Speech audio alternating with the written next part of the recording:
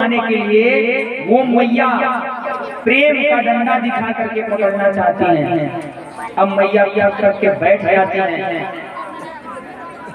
जब बैठ जाते हैं तो कन्हैया कहते हैं कि मैया बैठ क्यों गई। मैया कहते हैं कि मैं थक गई, बुढ़ापा का अवस्था है, इसी से डंडा का सहारा ली हूँ, आज आजा। कन्हैया कहते हैं कि मुझको मारेगी तो नहीं। यशोदा मैया कहती है तनिक भी नहीं मारूंगी, आजा तू। कन्हैया पास में जैसे आते हैं वैसे यशोदा मैया पकड़ लेती हैं, कहती हैं कि बहुत हो गया है तू, पूरे नंद भवन में तुमने दही बिखेर दी, आज तुझको तो छोड़ूंगी नहीं। भगवान रोने लगते हैं, क्यों रोते हैं, मैया को दया आ जाता है। फिर मैया कहती है कि तुम्हारे रोने से मैं छोड़ूंगी नहीं तुमको, चल मैं तुम्हें बांधती हूँ। ओखल लाती हैं, ओखल में भगवान को बांधती हैं और ज्यों बांध करके गांठ लगाना चाहती है, 2 अंगुल रस्सी कम पड़ जाता है। फिर दूसरा रस्सी लेकर के आते हैं, फिर जोड़ती हैं, फिर 2 अंगुल कम। हजारों रस्सियां जोड़ दी यशोदा मैया ने, फिर भी 2 अंगुल कम ही है। क्यों? आचार्यों ने इसकी व्याख्या, दिव्य व्याख्या की कि 2 अंगुल रस्सी इसलिए कम पड़ रहा है, ये जो शरीर है, ये जो जीव है, वो अहमता और अस्मिता 2 नातों में बंधा है महाराज। अहमता मतलब मैं हूँ और ममता मतलब ये शरीर का नाता। ये संसार में आने के बाद 2 ही चीज रहता है, हम हमारा, मैं हूँ, ये मेरा परिवार है, मेरे माता है, पिता है, चाचा है, चाची है, यही नाता रहता है सबका। तो जिस दिन संसार में रहने वाले जीव के अंदर से हम और हमारा ये 2 चीज निकल जाएगा, उसी दिन भगवान उस रस्से में बंध जाएंगे। जब थक गए प्रभु अपने लीला से यशोदा मैया को थका दिया, यशोदा मैया थक हार गई, तब प्रभु कहते हैं कि अब बंधन जाना चाहिए, क्योंकि मैया के अंदर से अहमता और ममता दोनों निकल गया है, केवल दिखाई पड़ रहा है प्रेम। अब की बार प्रभु बंध गए उस रस्सी से, बांध करके यशोदा मैया अंदर चली गई। अब प्रभु धीरे धीरे आगे बढ़ते 2 अर्जुन के वृक्ष लगे हैं नंद भवन में। नंद भवन में 2 अर्जुन के वृक्ष हैं, दोनों अर्जुन के वृक्ष के बीच से भगवान ओखल लेकर के निकलने लगे। ओखल फंसा वृक्ष में, भगवान ने झटका दिया, दोनों अर्जुन के पेड़ ध्राम से अर्जुन का पेड़ टूटा, उसमें से 2 पुरुष प्रकट हो गए। कौन? नल और कुंवर। नल कुंवर और मणिग्रीव। नल कुंवर और मणिग्रीव ये कौन है? ये कुबेर के लड़के हैं। नल कुंवर और मणिग्रीव कुबेर के लड़के हैं। ये शराब के कारण नंद भवन में अर्जुन के वृक्ष बने थे, भगवान ने उनका उद्धार किया। किसके श्राप के कारण? देवर्षि नारद के श्राप के कारण। कैसे? तो कुबेर के लड़के थे ये नल कुंवर मणिग्रीव। धनवान के पास उतनी बुरी लतें नहीं होती, लेकिन धनवान के पुत्र के पास बुरी लत होती ही है। क्यों? जितनी की इच्छा होती है उतना अपने पिता से ले लेता है, घर से मिल जाता है। कुबेर के पास तो खजाना है, तो ये दोनों पुत्र मदिरा का पान करके, सेवन करके नदी में स्नान कर रहे थे। देवर्षि नारद उसी रास्ते से जा रहे थे। जितने लोग वहाँ स्नान कर रहे थे सबने देवर्षि नारद को देख करके प्रणाम किया, लेकिन ये दोनों उपहास उड़ाने लगे देवर्षि नारद को। अरे बाबा जी प्रणाम। उपहास उड़ाए, देवर्षि नारद ने श्राप दे दिया। नग्न अवस्था में स्नान कर रहे हो, कुबेर के लड़के हो करके अपने पिता के धन पे इतना घमंड हो गया है, तो जाओ तुम दोनों वृक्ष बन जाओ, जड़ बन जाओ। दोनों की नशा उतरी, हाथ जोड़ करके देवर्षि नारद से कहने लगे कि प्रभु मुझसे भूल हो गई, मुझे क्षमा कर दें। फिर देवर्षि नारद ने आशीर्वाद दिया कि जाओ नंद भवन के वृक्ष बनोगे और भगवान जब अवतार लेंगे तब तुम दोनों का उद्धार कर देंगे। तो आज प्रभु वही अर्जुन के वृक्ष को तोड़ करके नल कुंवर और मणिग्रीव को वृक्ष से पुनः शरीर रूप दे दिए। बोलिए बाल कृष्ण लाल की। उनका उद्धार किए। इसके बाद भगवान अब गैया चराने के लिए वृंदावन जाने लगे। कार्तिक शुक्ल पक्ष अष्टमी बुधवार को भगवान गैया लेकर के वृंदावन गए गैया चराने के लिए। वहां जाने के बाद वत्सासुर आया, कंस ने वत्सासुर को भेजा। ये वत्सासुर कैसे आया? गाय के झुंड में बछड़ा का रूप धारण करके वत्सासुर घुस गया। भगवान ने तुरंत पहचान लिया कि ये बछड़ा मेरे गोप सखाओं में से किसी का नहीं है, ये वत्सासुर आया है। भगवान ने वत्सासुर का उद्धार किया। अब पूतना का बड़ा भाई बकासुर आया, बकुले का रूप धारण करके आया और भगवान को ही निगल गया।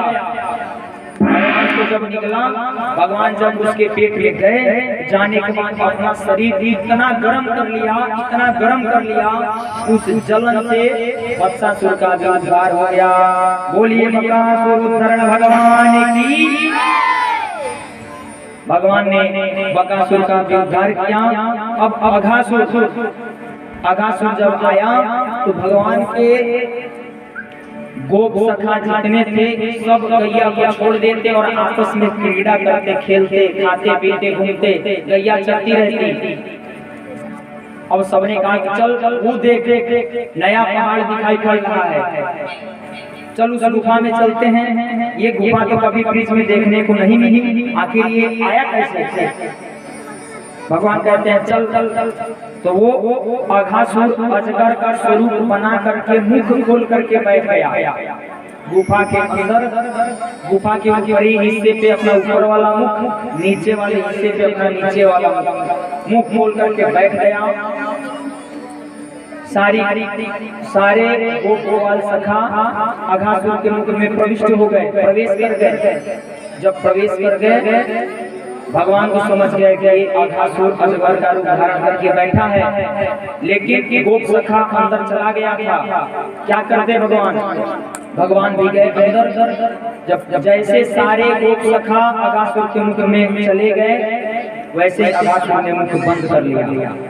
जब अघासुर मुख बंद कर लिया, प्रभु अंधेरे में जब सारे गोपाल बिलखने लगे, श्वास न मिले, दुर्गंध आए, भगवान अंधेरे में गए, उसके नासिका छिद्र में ही बैठ गए। उसका श्वास बंद हो गया अघासुर का और मस्तक फटा।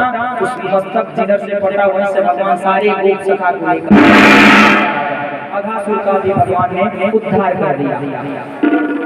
अब अघासुर का उद्धार करने के बाद भगवान कहते हैं चलो अब भूख लग गया है, खाने चलते हैं।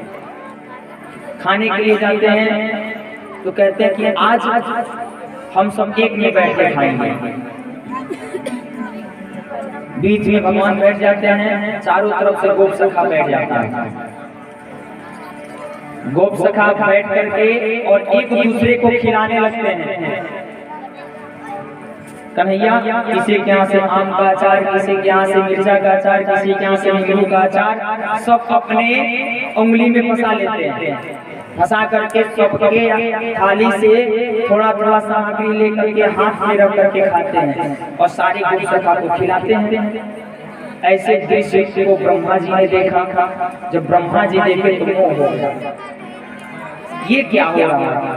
ये भगवान है, ये वैकुंठाधिपति हैं, ये वो वैकुंठ के वासी हैं जिनका पैर स्वयं महालक्ष्मी दबाती हैं, जिनके चरण रज पाने के लिए सारे योगी महात्मा कई हजार वर्ष तक तपस्या करते हैं, तब इनका दर्शन प्राप्त होता है। लेकिन ये देखो, ये भगवान हैं जो सबके साथ में बैठ करके सबका जूठन खा रहे हैं। अब ब्रह्मा जी को विश्वास नहीं हुआ कि यही भगवान है। ब्रह्मा जी क्या करते हैं कि जितने गाय बछड़े वृंदावन में घूम रहे थे, चल रहे थे,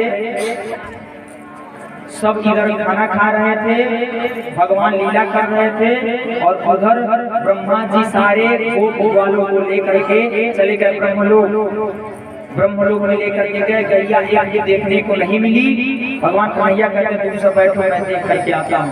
भगवान गए, दिव्य दृष्टि से देखा तो पता चला कि अरे ब्रह्मा जी को मोह हो गया है।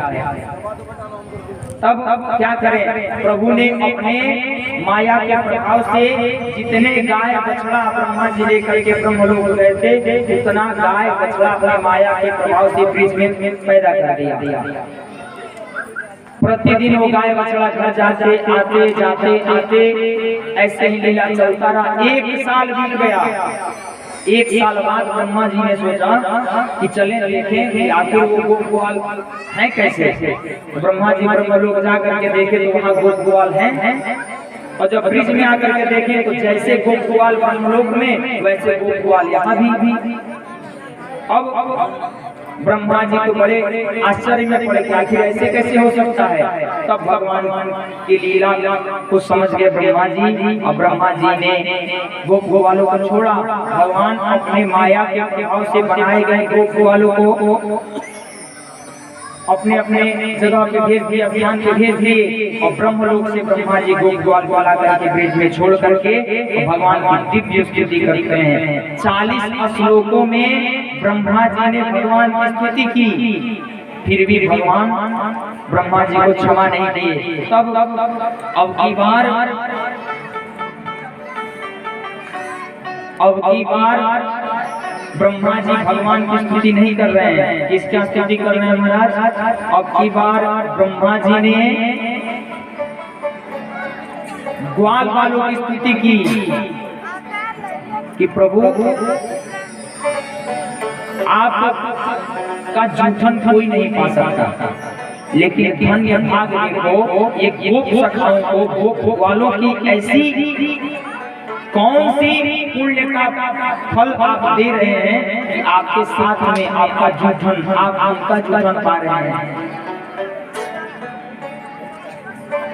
दिव्य स्तुति की ब्रह्मा जी ने। अहो भाग्यम नंद गोप प्रजौसा यस्य मित्रम परमानंदम पूर्णं ब्रह्म सनातनम। हे प्रभु, धन्य भाग्य है ऐसे नंदवासियों को,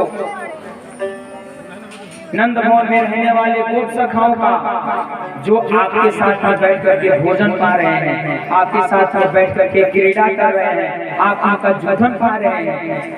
जब दिव्य प्रशंसा ब्रह्मा जी ने की, फिर भी भगवान माफ नहीं किए। ब्रह्मा जी आए, हाथ जोड़ करके 3 परिक्रमा करके, और ब्रह्मा जी भग गए, मुंह झुका करके भग गए कि प्रभु मेरे मुंह को शांत करिए। भगवान ने ब्रह्मा जी को माफ नहीं किया, क्षमा नहीं किया। इस प्रकार से ब्रह्मा जी का मोह भंग हुआ। अब जब गोप सखा घर आते हैं तो घर आकर के यशोदा मैया से बताते हैं कि मैया आज आपका लड़का कन्हैया अघासुर को मार दिया। भगवान कहते हैं ये देखो, 1 साल पहले की बात आज गोप-ग्वाल करके बता रहे हैं। कैसे? जब अघासुर मरा तब से गोप-ग्वाल को तो लेकर के ब्रह्मा जी ब्रह्मलोक में चले गए थे, और जब गोप-ग्वाल को ब्रह्मा जी ला करके ब्रिज में छोड़े तो ऐसा प्रतीत होता है गोप-ग्वालों को कि अभी क्षण भर पहले ही अघासुर को भगवान ने मारा है। तो उन गोप-ग्वालों को ये लगता है कि 1 साल पहले जो घटना हुई है वो अभी अभी हुआ है, इसलिए घर पे आकर के 1 साल बाद बता रहे हैं कि अघासुर को कन्हैया ने आज मार दिया। भगवान कहते हैं 1 साल पहले की घटना आज बता रहे हैं। इन सबको क्या पता, ये सब ब्रह्मलोक में थे। बोलिए वृंदावन बिहारी लाल की जय। आइए हम सब भी एक बार गोविंद भगवान का कीर्तन कर लें, दिव्य तालियों के साथ में भगवान के नाम का आश्रय लेते हुए। सभी लोग कहोगे माता जी की नहीं है, बताओ आएंगे।